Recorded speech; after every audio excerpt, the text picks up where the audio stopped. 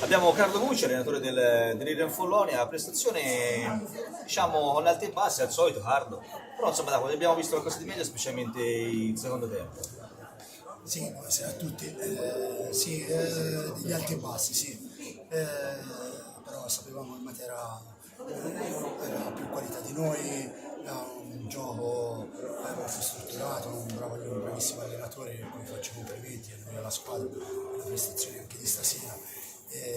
Sì, abbiamo provato a giocare, abbiamo provato a cambiare qualcosa e i ragazzi hanno messo un buon carattere, una buona voglia di fare e questo è un segnale che mi fa piacere. Per il resto chiaramente abbiamo da migliorare un po' su tutti gli aspetti che riguardano noi, lo sport in generale e ci stiamo provando e vediamo cosa viene fuori.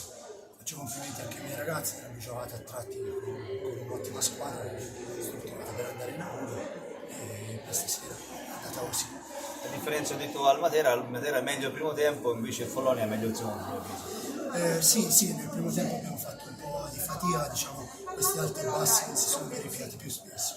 Nel secondo tempo invece abbiamo approcciato meglio, un pochino con più di cattiveria agonistica, con più di voglia e magari abbiamo anche visto che se riusciamo a fare qualcosa di strutturato, riusciamo ad andare in porta. Era il dirigente alla Claustra e ti essere in banchina, sì, io gli ho chiesto come fai questa novità, ora abbiamo capito dalla voce che hai. Ho perso la voce, sì, lo ritroverò nei prossimi giorni. In bocca al lupo per il proseguo. Grazie, grazie il lupo, buona serata.